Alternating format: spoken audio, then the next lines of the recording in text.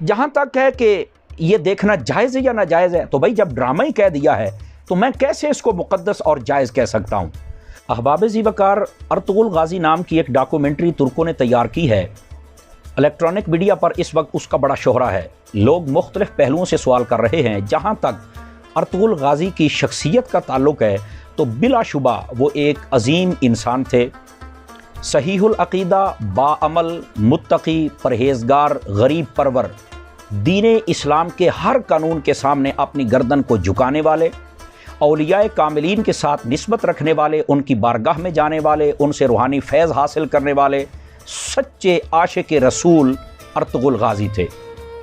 انہی کا ایک بیٹا عثمان ہے جس کے نام پر خلافت عثمانیہ کی بنیاد رکھی گئی۔ یہ اپنی حق بیانی، عدل و انصاف اور غریب پروری کی وجہ سے اتنا مقبول ہوئے کہ تقریباً 3 بر اعظموں میں ان کی حکومت پہنچ گئی۔ تقریباً 600 سال کے قریب انہوں نے حکومت کی۔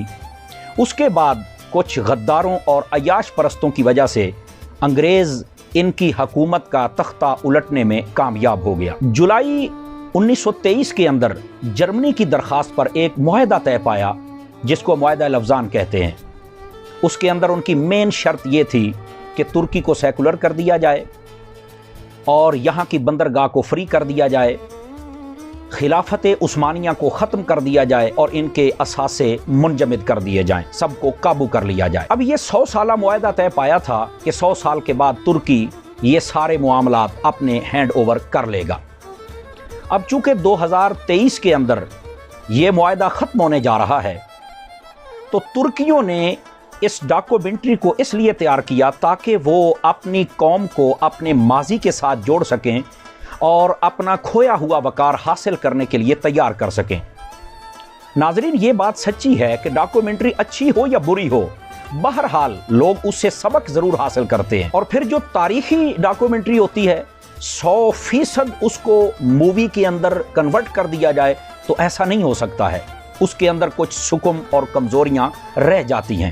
ہاں، کتاب ایک ایسا مستند ذریعہ ہے کہ اس کے اندر تاریخ کے ہر پہلو کو سمویا جا سکتا ہے، لیکن چونکہ الیکٹرانک میڈیا کا دور تھا تو دور جدید کے تقاضوں کے مطابق انہوں نے اس کی ڈاکومنٹری کو تیار کر کے چلا دیا اور پھر دنیا کی اکثر زبانوں میں کنورٹ کر کے اس کو ملکوں میں چلا دیا۔ یہ معاہدہ ختم ہونے والا ہے اور ترکی اس کا مطالبہ بھی ضرور کرے گا، اور اس کی چند سالوں کی ایکٹیویٹیز کو دیکھ کر یہ محسوس ہوتا ہے کہ وہ اس سے باز نہیں آئے گا، اور اس کا وہ حق بھی ہے، یہ دینا بھی چاہیے، لیکن اس کے باوجود اسے کچھ کرنا تو ہے۔ اس نے یہ ڈاکومنٹری جب سے چلائی ہے تو سب سے پہلے عالم کفر بڑا لرزاں و ترساں ہے کہ یہ انہوں نے کیا کر دیا ہے، اور اس پر بڑی چیمگوئیاں ہو رہی ہیں۔ ظاہر سی بات ہے ان کے سارے مفادات یک دم دریا برد ہو جائیں گے تو انہیں تکلیف تو ہوگی نا کہ 100 سالہ بدماشی ختم ہو جائے گی ان کی۔ دوسرے کون لوگ ہیں جن کو تکلیف ہوگی؟ دوسرے وہ لوگ ہیں جو بد عقیدہ ہیں۔ وہ کیسے؟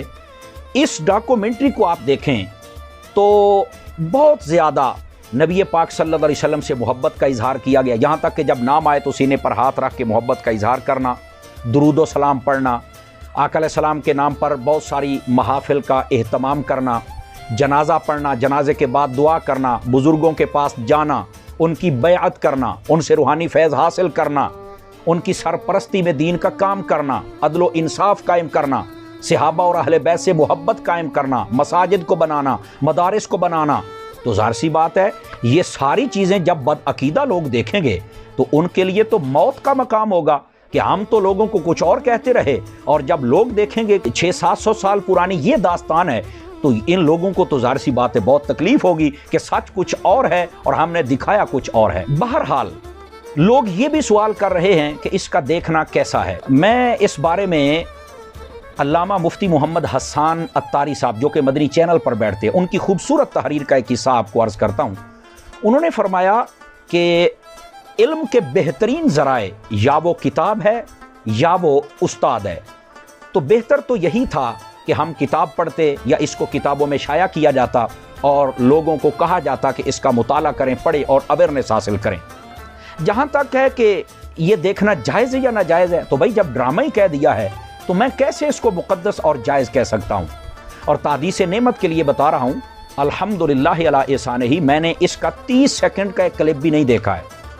یہ معلومات میرے ایک دوست انگلینڈ میں محمد شاہد صاحب، ان سے میں نے لی، ایک دوست ہمارے لاہور میں محمد عثمان، ان سے لی، اور اس کا جو پس منظر تھا میں نے آپ کو عرض کیا ہے۔ اور یہاں پر یہ بات بھی ضروری ہے کہ مسلمانوں کو چاہیے کہ وہ دعا کرتے رہیں تاکہ اللہ تعالیٰ عالم اسلام میں ان کو کھویا ہوا وقار واپس عطا فرمائے، اور اللہ تعالیٰ ہم سب کی حفاظت فرمائے۔ بنا دے مجھے نیک، نیکوں کا صدقہ، گناہوں سے ہر دم بچایا